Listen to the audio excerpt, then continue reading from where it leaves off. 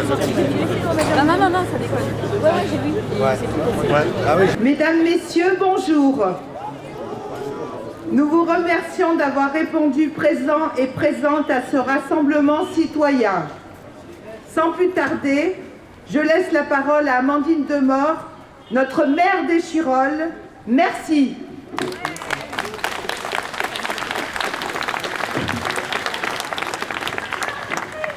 Bonjour à toutes et à tous. Avant toute chose, je voudrais vous remercier du fond du cœur d'avoir répondu présent et présente aussi nombreux et nombreuses pour ce rassemblement citoyen pour la création d'un commissariat à Échirolles. Je voulais saluer chaleureusement les nombreux élus présents ce midi avec nous. Tout d'abord mes collègues du conseil municipal, les adjoints et adjointes et les conseillers délégués, mais aussi les élus du territoire venus nous prêter main forte. Je salue Éric Ours, conseiller régional, Amandine Germain, Françoise Gerbier et Daniel Bessiron, conseillers et conseillères départementaux. Je salue Christophe Ferrari qui va arriver avec quelques minutes de retard, le président de la métropole et maire de Pont-de-Claix. J'excuse Éric Piolle qui est représenté par sa première adjointe Isabelle Peters et par les adjointes Chloé Pantel et Maud Tavel. Je salue l'adjointe au maire des Bains, Béatrice Bouchot. J'excuse Guillaume Gontard, le sénateur de l'Isère. J'ai vu aussi Sam Toscano, je salue, premier adjoint de Pont-de-Claix, Jérôme Rubès, adjoint de Saint-Martin-d'Air, et notre maire honoraire à Échirolles, Renzo Sully. Enfin, saluer également Fabien Roussel, secrétaire national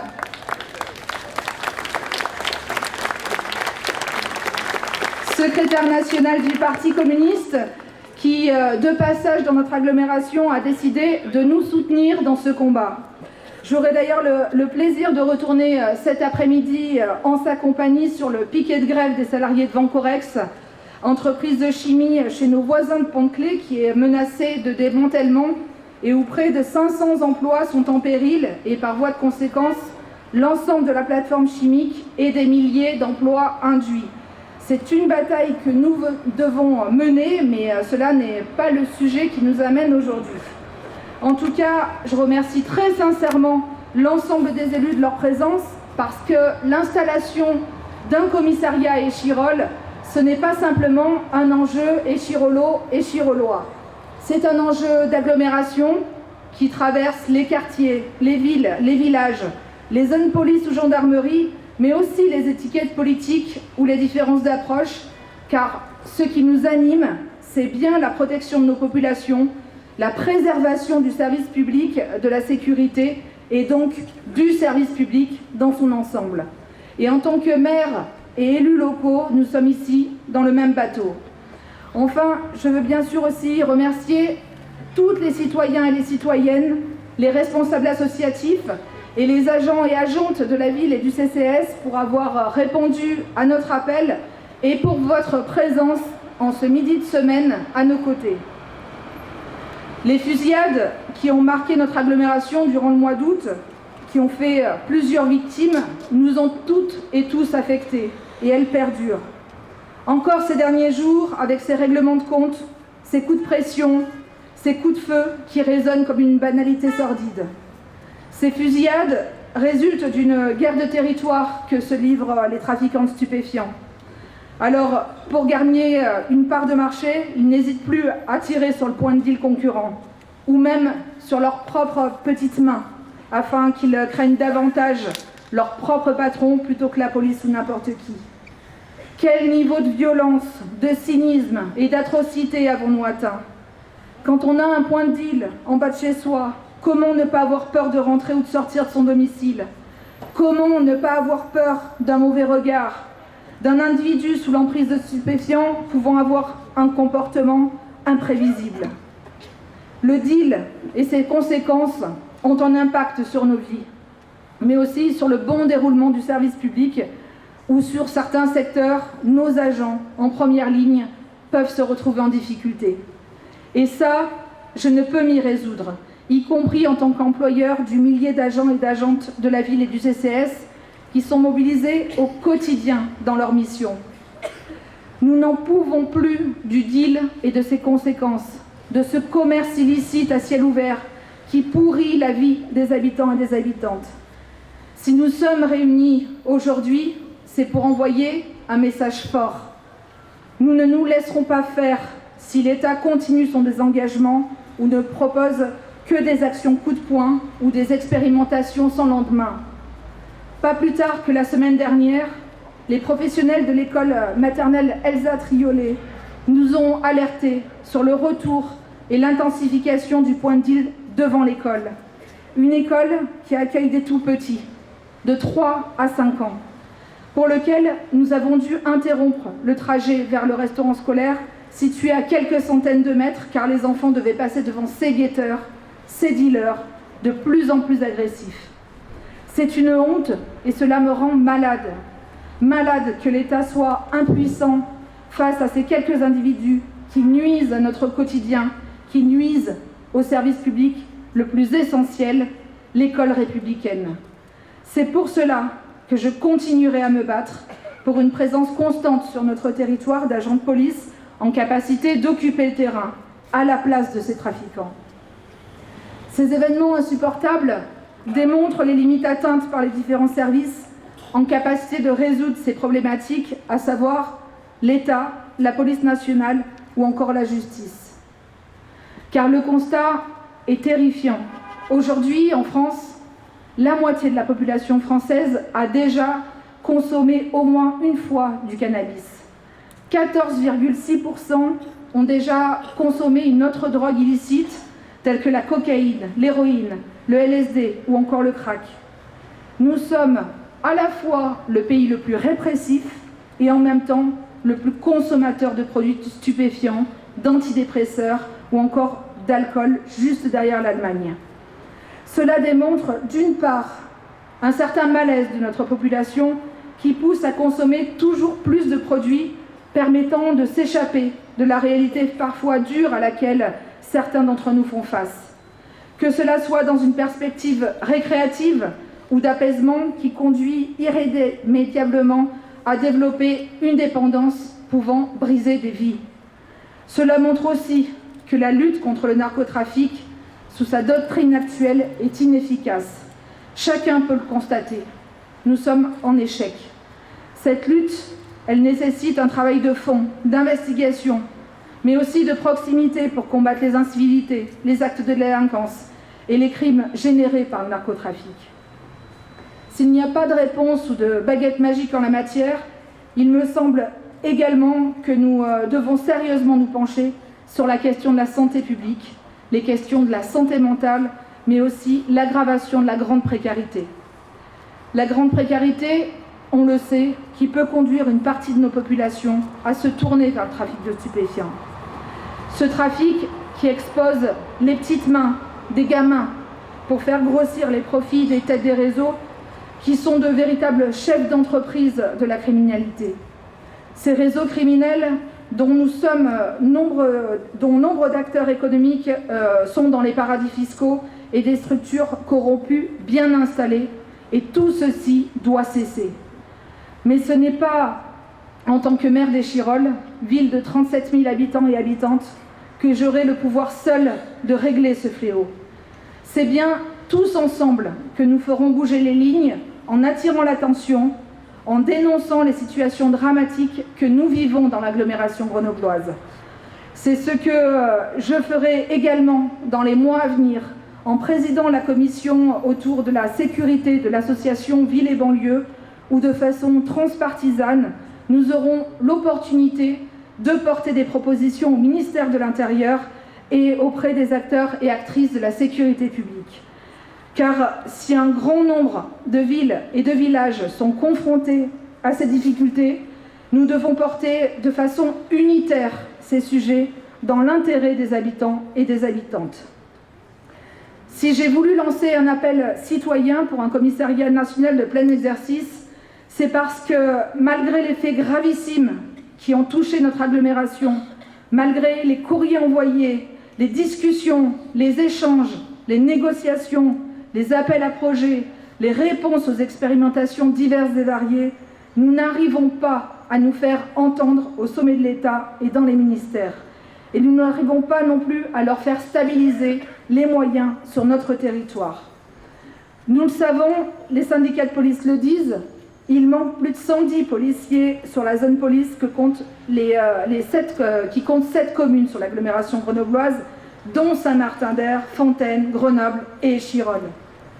Ces 110 policiers qui manquent, ce n'est pas pour renforcer les efforts face à la reprise et la violence du narcotrafic dans notre agglomération, mais uniquement pour être dans la moyenne nationale des circonscriptions de notre strate, juste pour avoir un fonctionnement normal, rendez-vous compte. Vous le savez, le 28 août dernier, j'ai fait le choix d'écrire au président de la République pour l'alerter sur la situation de notre territoire, pour réclamer des moyens pour la police, la justice, la prévention, la protection judiciaire de la jeunesse et le retour de la police de proximité qui avait été supprimée par Nicolas Sarkozy. J'ai également réitéré l'appel d'Échirolles que nous portons depuis 25 ans, celui de voir enfin doter notre ville et le sud de l'agglomération d'un commissariat de police nationale de plein exercice. Notre ville ne disposons qu'un poste de police permettant simplement le recueil de plaintes, celui qui se trouve derrière moi. Et le 11 octobre dernier, j'ai reçu la réponse du président de la République. Si j'ai réussi à arracher 28 policiers de plus pour la zone police de Grenoble, dont Échirolles fait partie, aucune réponse ne m'a été faite concernant la nécessité des moyens supplémentaires et le maintien des moyens de prévention. Plus décevant encore, la demande d'implantation de commissariat de police de plein exercice sur la commune est balayée d'un revers de main, car, je cite le président de la République, « Cela distrairait les forces là où nous avons besoin de les renforcer ». Alors moi, je ne savais pas que créer un commissariat de police pouvait distraire les forces de l'ordre. Il s'agit là d'une forme de mépris inacceptable par rapport à la situation d'insécurité quotidienne que vivent nos concitoyens et concitoyennes qui y sont confrontés, et je ne peux me satisfaire de cette réponse. Un commissariat pour Échirolles, ce n'est pas seulement un caprice des maires successifs depuis 25 ans, c'est une nécessité. Un commissariat, c'est au moins 50 agents et agentes supplémentaires qui viendraient s'ajouter à ceux déjà présents sur notre circonscription de police et qui ne déshabilleraient pas les autres secteurs comme j'ai pu l'entendre. Un commissariat, c'est s'assurer la présence constante, en proximité, d'agents dédiés au territoire. Un commissariat, c'est aussi apporter un certain sentiment de sécurité aux habitants et habitantes. Car aujourd'hui, la stratégie d'action fixée pour la police nationale est en échec. Le ministre de l'Intérieur ne peut réduire la police nationale à une police d'intervention ou de maintien de l'ordre. Il en faut, mais il nous faut aussi une police de proximité, une police du quotidien, une police qui connaît les habitants et les habitantes et les forces vives de notre territoire. Car la police d'intervention, elle permet de déstabiliser. Nous l'avons vu sur les opérations Place Nette qui se sont tenues sur la commune. Mais elle ne résout pas les problèmes dans la durée. Elle devient une police qui réagit aux événements, mais qui ne les empêche pas par une présence au quotidien. Pour cela, la seule réponse, on le sait, est d'avoir des forces dédiées au territoire à travers un commissariat de plein exercice. C'est pour cela que j'ai fait le choix de lancer cette pétition, et vous êtes déjà près de 4000 à l'avoir signée, et des dizaines de nouvelles signatures nous arrivent chaque jour. Cela me conforte dans le choix qui a été le mien de mettre au cœur de notre action ces revendications pour notre territoire communal et d'agglomération. Je dois le dire, je vous remercie sincèrement pour le soutien que vous m'apportez au quotidien, notamment celui des nombreux habitants et habitantes qui me le témoignent chaque jour au gré de nos rencontres dans les rues d'Échirolles ou lors de mes permanences. Si le président de la République reste sourd aux revendications des élus, il devra entendre votre voix, celle de milliers d'habitants et d'habitantes qui réclament plus de moyens pour leur sécurité. la sécurité qui demeure, je le rappelle, une prérogative de l'État. Je mets d'ailleurs en garde chacun et chacune d'entre vous sur la petite musique que nous entendons ces derniers jours concernant le glissement de mission entre la police nationale et la police municipale, cette volonté de donner plus de pouvoir aux policiers municipaux, d'autant plus quand l'État vient couper de plus en plus les finances aux collectivités locales. Si à Échirolles, nous avons fait le choix et nous avons mis les moyens pour nos agents et agentes de la police, qui sont armés depuis la création de la police municipale, qui disposent d'un centre de supervision urbain doté d'une centaine de caméras, qui ont vu leurs effectifs augmenter de 30% depuis 2020, je vous le réaffirme avec franchise, c'est à l'État d'assurer la sécurité des biens et des personnes sur son territoire, et la police municipale ne saurait compenser toutes ces défaillances. La police municipale doit demeurer une police de proximité, votre police de proximité, celle des habitants et des habitantes.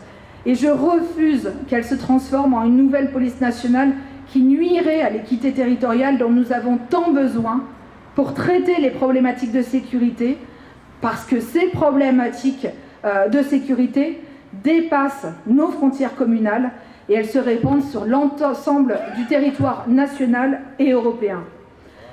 Je souhaite ici porter une vision progressiste de la sécurité publique. Je veux remettre au centre de la question du service public de la sécurité et de la prévention, un service public qui protège, qui rassure, qui accompagne autant les femmes victimes de violences sexistes et sexuelles, dont c'était d'ailleurs la journée internationale hier, que les personnes qui subissent les incivilités, les actes de délinquance, les crimes qui découlent du narcotrafic. Une police respectueuse et respectée.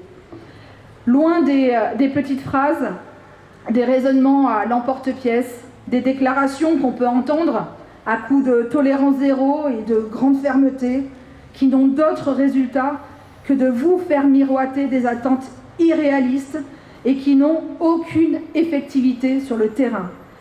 À Échirolles, avec nos partenaires et nos équipes, nous travaillons avec sérieux, constance, transparence, dans votre intérêt et dans celui du territoire.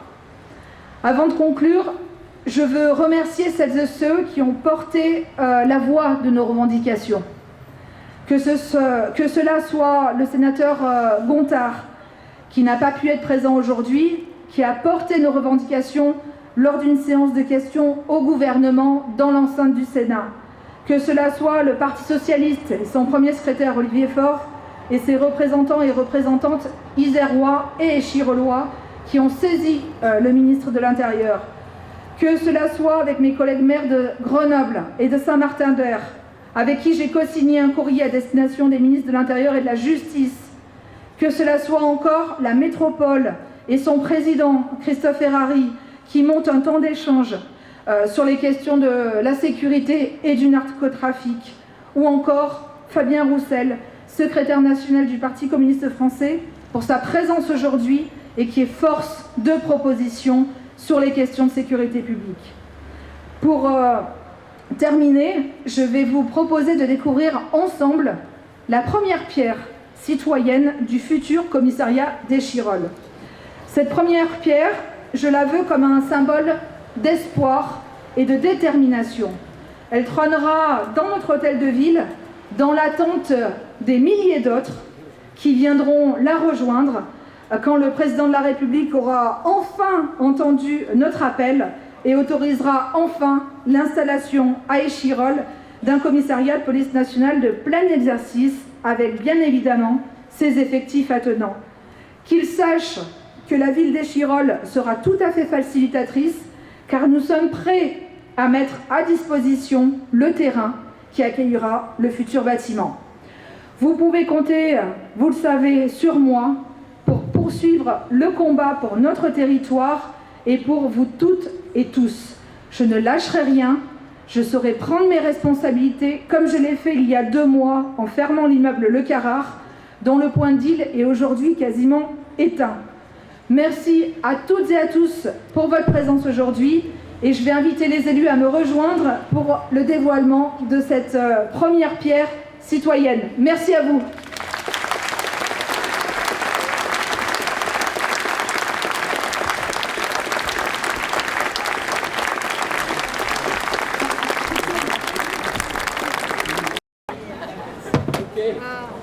C'est bon pour toi? C'est bon? Ouais. Attention, ils ne tombent pas dessus, par contre. Et voilà.